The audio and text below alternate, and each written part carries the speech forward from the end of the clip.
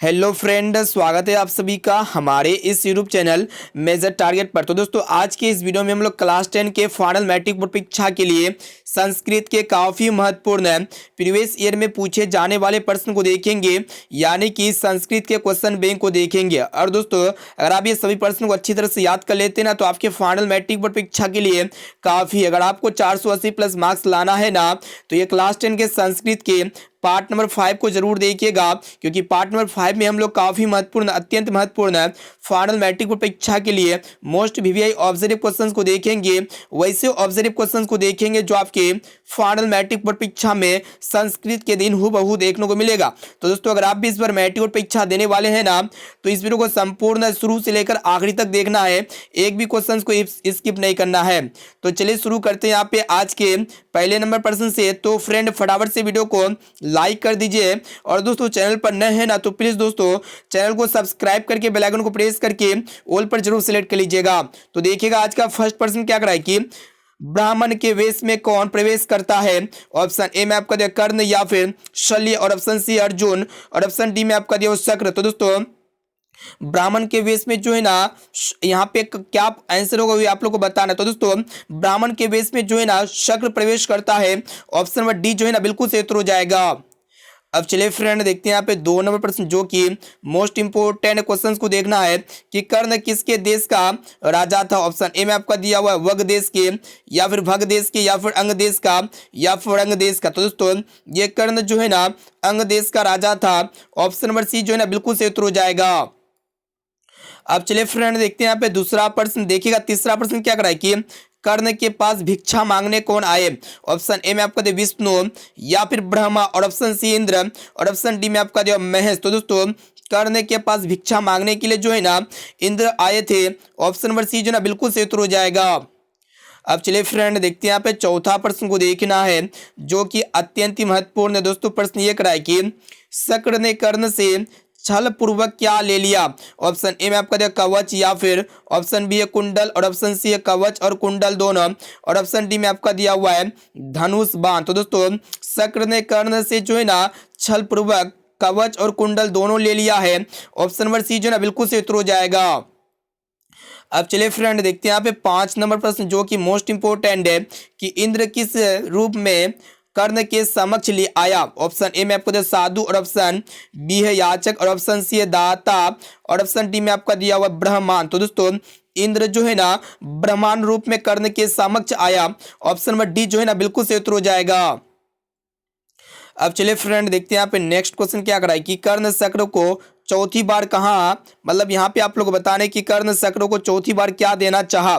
Option A में आपका दिया हुआ हाथी, और ऑप्शन बी है घोड़ा, और ऑप्शन सी है गाय, और ऑप्शन डी में आपका दिया हुआ है सोना। तो दोस्तों, कर्ण चक्र को चौथी बार जो है ना सोना देना चाहा। ऑप्शन नंबर डी जो है ना बिल्कुल सही उत्तर हो जाएगा।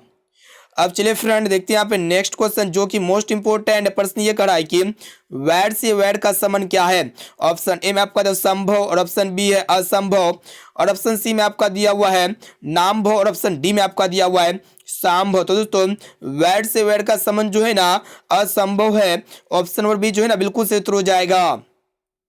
अब चलिए फ्रेंड, देखते हैं यहाँ पे नेक्स्ट क्वेश्चन, जो कि मोस्ट इंपोर्टेंट प्रश्न को देखना है। क्वेश्चन से है कि दुख का विषय क्या है। ऑप्शन ए में आपका दिया भ्रांति, और ऑप्शन बी है शांति, और ऑप्शन सी में आपका दिया हुआ अशांति, और ऑप्शन डी में आपका दिया हुआ है क्रांति। तो दोस्तों, दुख का जो विषय है ना अशांति है। ऑप्शन नंबर सी जो है ना बिल्कुल सही उत्तर हो जाएगा। अब चलिए फ्रेंड, देखते हैं यहाँ पे नेक्स्ट क्वेश्चन, जो कि मोस्ट इंपोर्टेंट दोस्तों प्रश्न को देखना है कि परपीड़न किस लिए होता है। ऑप्शन ए में आपका दिया पुण्य के लिए, या फिर पाप के लिए, और ऑप्शन सी है नाश के लिए, और ऑप्शन डी में आपका दिया हुआ है धर्म के लिए। तो दोस्तों, परपीड़न जो है ना ये नाश के लिए होता है। ऑप्शन नंबर सी जो है ना बिल्कुल सही उत्तर हो जाएगा। तो दोस्तों, आज के इस वीडियो में हम लोग क्लास 10 के संस्कृत के काफी महत्वपूर्ण 30 वीवीआई ऑब्जर्व क्वेश्चंस को देखेंगे। और दोस्तों, ये सभी प्रश्न को अच्छी तरह से याद कर लेते ना, तो आपके फाइनल मैट्रिक बोर्ड परीक्षा में ये 30 प्रश्न में से बहुत सारे प्रश्न जो है ना हूबहू देखने को मिलेगा। और दोस्तों, अभी तक आप वीडियो को लाइक नहीं किया ना, तो प्लीज दोस्तों फटाफट से वीडियो को लाइक जरूर कर लीजिएगा।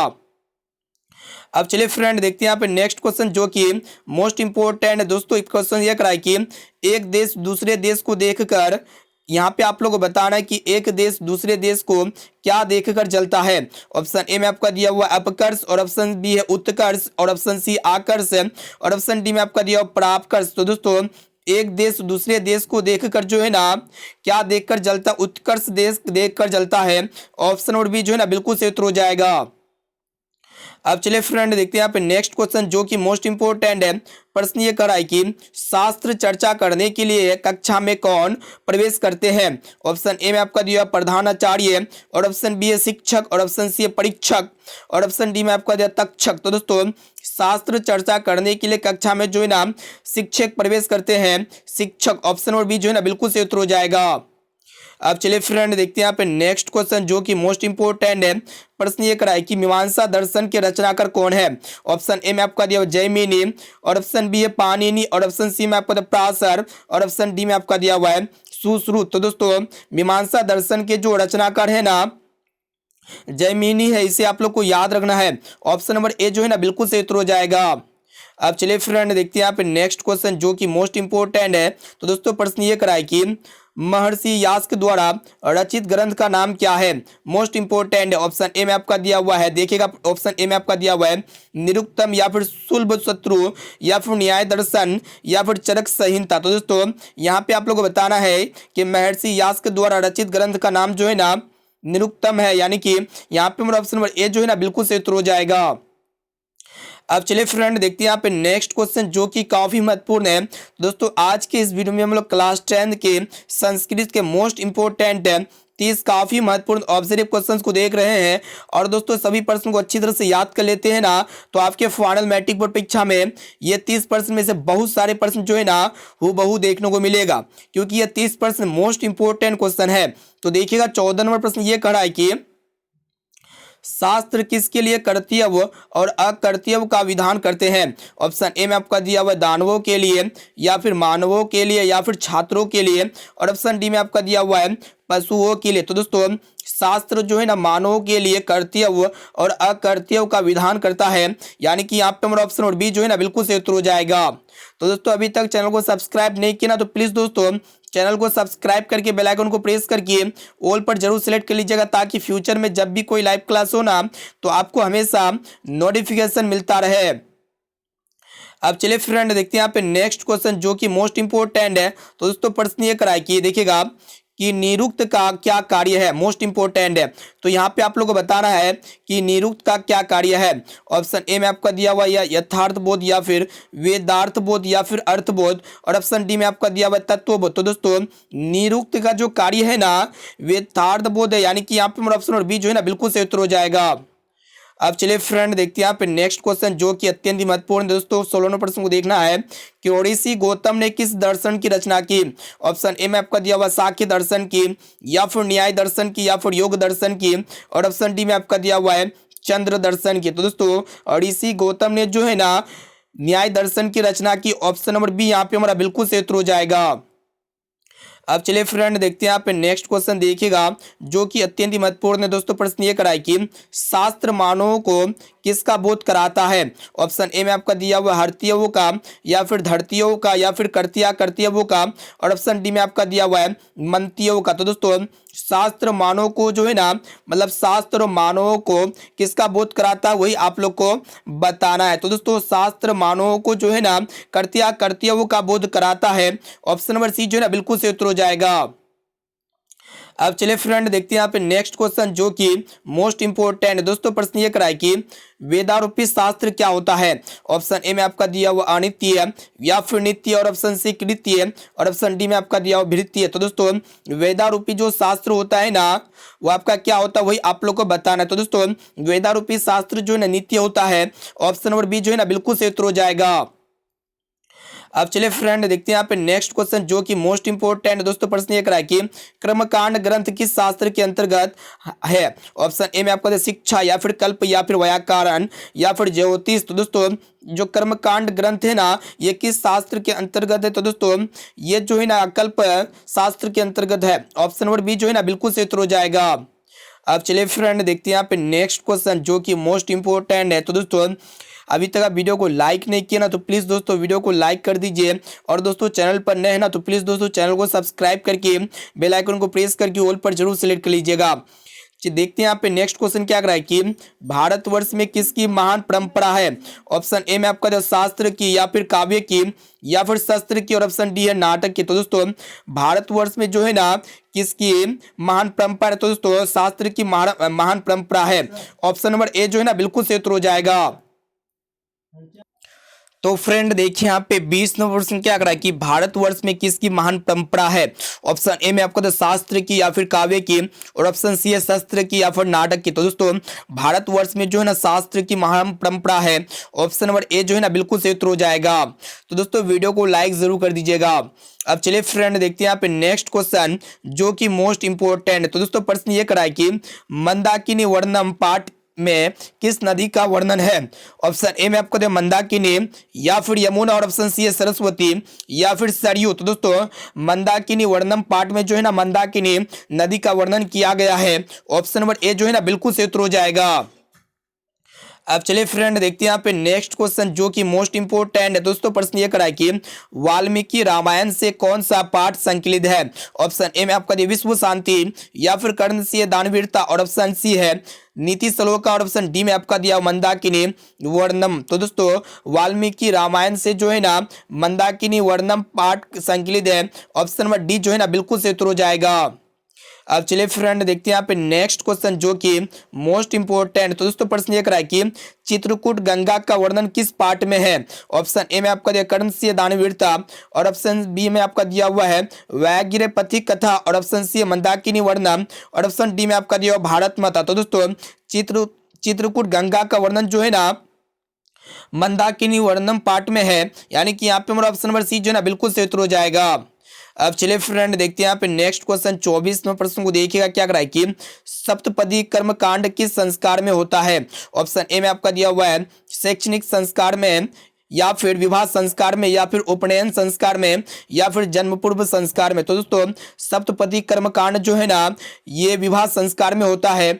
ऑप्शन नंबर बी जो है ना बिल्कुल सही उत्तर हो जाएगा। अब चलिए फ्रेंड देखते हैं यहाँ पे नेक्स्ट क्वेश्चन जो कि काफी महत्वपूर्ण है।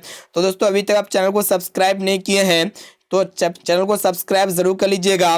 तो देखिए यहाँ पे 25 नंबर प्रश्न क्या कराए कि गोदान किस संस्कार का मुख्य क्रम है। ऑप्शन ए में आपका दिया उपनयन संस्कार का या फिर समावर्तन संस्कार का और ऑप्शन सी है केशांत संस्कार का और ऑप्शन डी में आपका दिया हुआ है सीमांतोन्नयन संस्कार का। तो दोस्तों ये गोदान जो है ना केशांत संस्कार का मुख्य क्रम है, यानी कि यहाँ पे ऑप्शन नंबर सी जो है ना बिल्कुल सही उत्तर हो जाएगा। अब चलिए फ्रेंड देखते हैं यहाँ पे नेक्स्ट क्वेश्चन जो कि मोस्ट इंपोर्टेंट। तो दोस्तों प्रश्न ये कराए कि कन्यादान किस संस्कार में होता है। ऑप्शन ए में आपका देखो समावर्तन संस्कार में या फिर उपनयन संस्कार में और ऑप्शन सी है केशांत संस्कार में और ऑप्शन डी में आपका दिया हुआ है विवाह संस्कार में। तो दोस्तों ये कन्यादान जो है ना विवाह संस्कार में होता है। ऑप्शन नंबर डी जो है ना बिल्कुल सही उत्तर हो जाएगा।